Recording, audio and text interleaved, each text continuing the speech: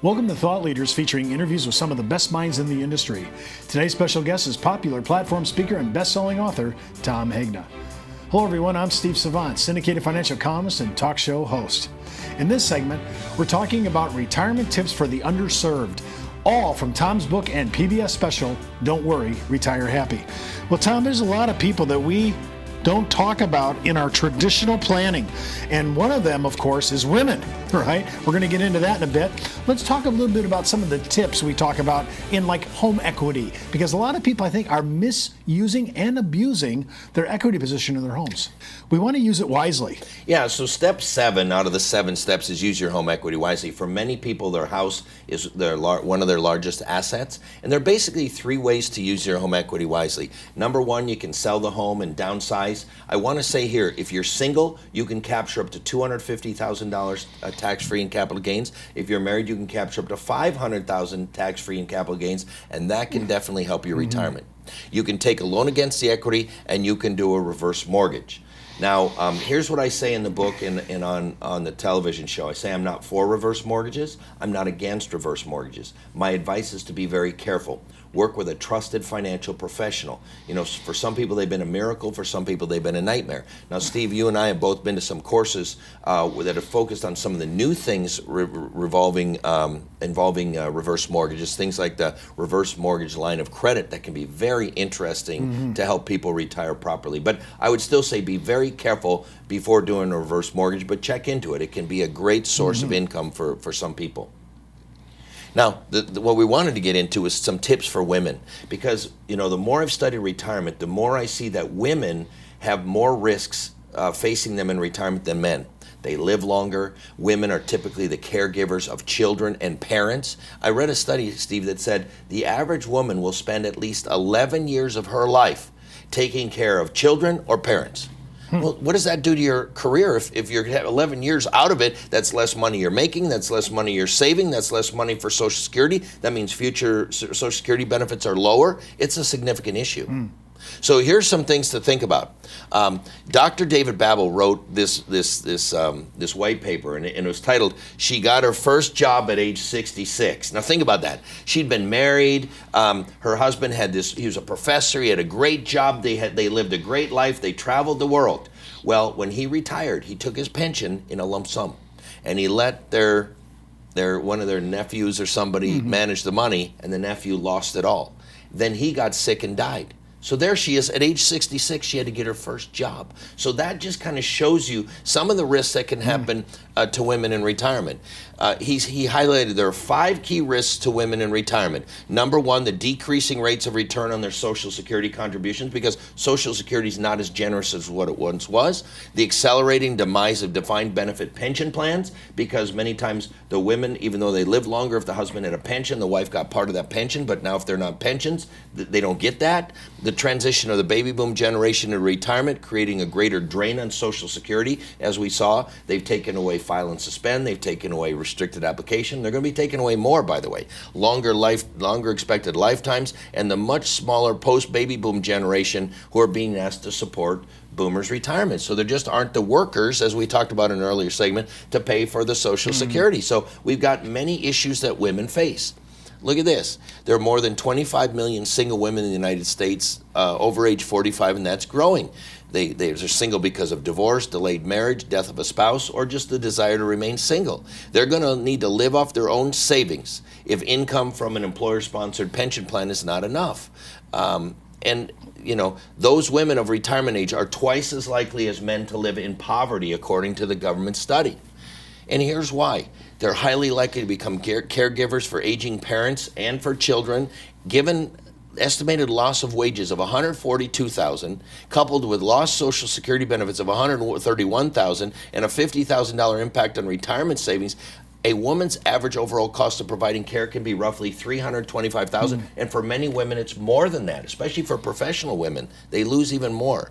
And so single women should consider getting long-term care for their parents. If their parents don't have it, strongly recommend it. But if the parents don't get it, it says a lot of single women should buy it for their parents to save them some money over the long term.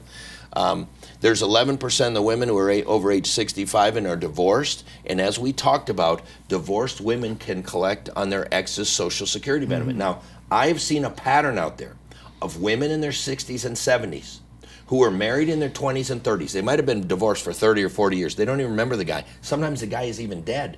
They can collect on his Social Security benefit. So if you know any women in their 60s and 70s who are married at least 10 years, they can collect on their ex's Social Security benefit and not remarried. They've got to be married at least 10 years, not remarried, and their ex is entitled to the Social Security benefit. Women typically outlive men. 85% of women over age 85 are widows. Only 45% of men are in that same category. So it's a big thing for women. And I always tell people, life insurance is a women's issue. You know why? Because 70% of the beneficiaries of life insurance are women.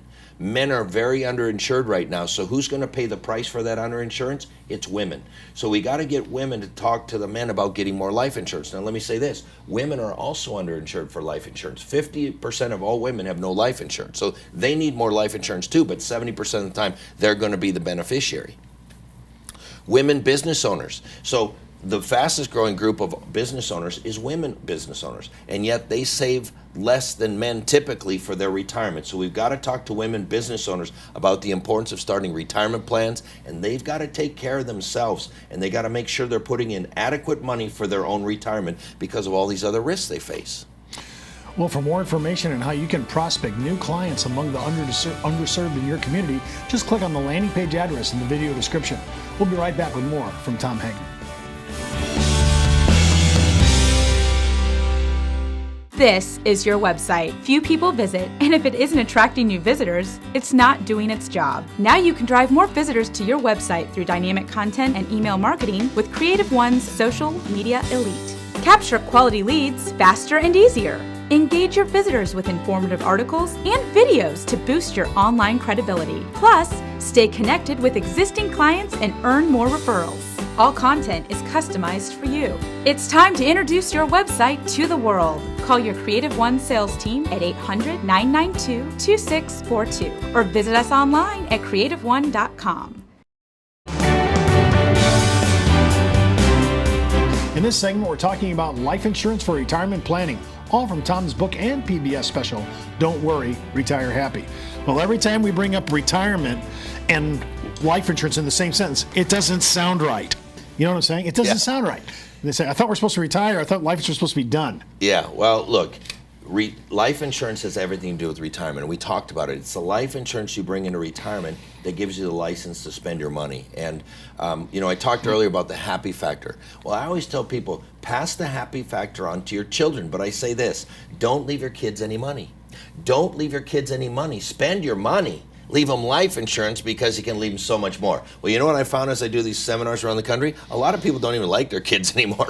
So I talk to them about their grandchildren because they all love their grandchildren. So let's talk about your grandchildren. So here's Annie.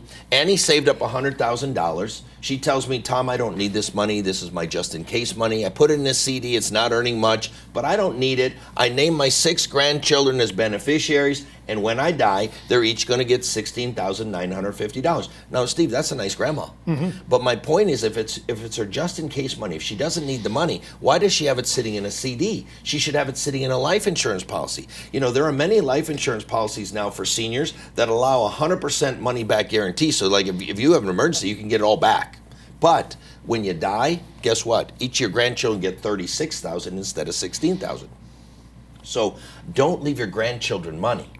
Leave them life insurance because you can leave them so much more. People think they're too old for life insurance. Mm-hmm. Did you know that a 70-year-old couple can buy a second-to-die policy that pays on the second death? You can still get that for pennies on the dollar, even when you're in your 70s. So life insurance is a viable alternative to leaving money.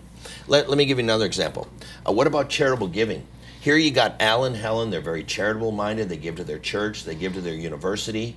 And they had saved up $50,000 that they want to give to charity. But here's the problem. They each want to give $50,000.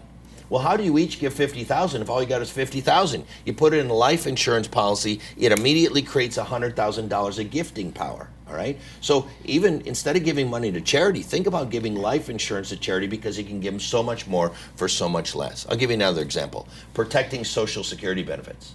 Here, the husband is getting $2,100 a month. The wife is getting $1,100 a month. Now, what happens when he dies? Well, she gets his.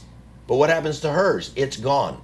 Can she live on just one Social Security check? If not, that's what her life insurance could have protected. And now there are policies out there, Steve, even that are called first to die policies. Now, what's a first to die? You insure both the husband and the wife. Whoever dies first, there's a benefit that goes to the survivor. That's perfect for protecting against loss of a Social Security check. Okay, so this isn't your father's life insurance, Tom. This is really, we're talking about first to die, second to die. These are, for a lot of our consumers, these are new concepts. But for some of my RIAs and registered reps, they heard about these things, but they've never seen them in the way you're discussing. Yeah, and again, for retirement, you can overfund some life insurance policies and take money out in retirement tax-free, because withdrawals and up to your basis are tax-free, and then beyond that, loans out of a policy are tax-free. And we talk a lot about tax diversification. See, if you think about it, a lot of seniors right now, they have all their money in IRAs and 401ks. Well, we talked about in another show, the government's broke. They're in debt $18 trillion. Where are they going to get the money? They're going to get the money from all the seniors that got money in IRAs and 401ks. So a lot of that is going to get taxed a lot. And so it is not a bad idea to have some of your money in Roth IRAs and in the cash value of life insurance that you can get out tax-free. So just like you diversify against risks, I would say tax diversification is very important too, and life insurance can play a role there. Okay, now, when we're thinking about this, I mean, we're sitting there today in the end of the year at 2015, and we're going to see a new life insurance CSO table coming online in 2016. If we thought life insurance was getting cheaper the last time we did an upgrade, which wasn't until years ago at 2001, you're going to see some new numbers. I just saw a second to die, male, female, both 65, both preferred. Their single deposit was worth 4 to 1. For every dollar they put in, $4 of benefit. Yeah. That's huge. And that's why I say don't give people money, give them life insurance. Because if you give them a dollar, they get a dollar. If you give them a dollar out of your IRA, they're only going to get 50 cents. If you give them a dollar out of your CD, they're going to get a dollar. But if you put a dollar into life insurance, they can get $4, $5, $6, $7, depending on your age and your health. And so don't leave your kids money, don't leave your grandkids money, don't leave charity money, leave them life insurance, because you can leave them so Okay, so this is your answer to, I'm very charitably gifted. I'd like to give to, I want to see my charity go on into perpetuity. I have children, I have grandchildren. Tommy, we could be looking at great-grandchildren. Absolutely. And so, kind of to wrap it up, the 7 steps that we talked about: have a plan, maximize those Social Security benefits, consider a hybrid retirement, protect your savings from inflation, secure more guaranteed lifetime income, plan for long-term care expenses, use your home equity wisely, and use life insurance as the most efficient way to pass your wealth to your children, grandchildren, and charities. For more information on how you can use life insurance in your conversations with your clients and prospects, just click on the landing page address in the video description. And for more information on all our shows, seminars, and workshops, don't forget to follow us out on social media or visit us out on our website. I'm Steve Savant. We'll see you next time on Thought Leaders, and remember, keep thinking outside the box.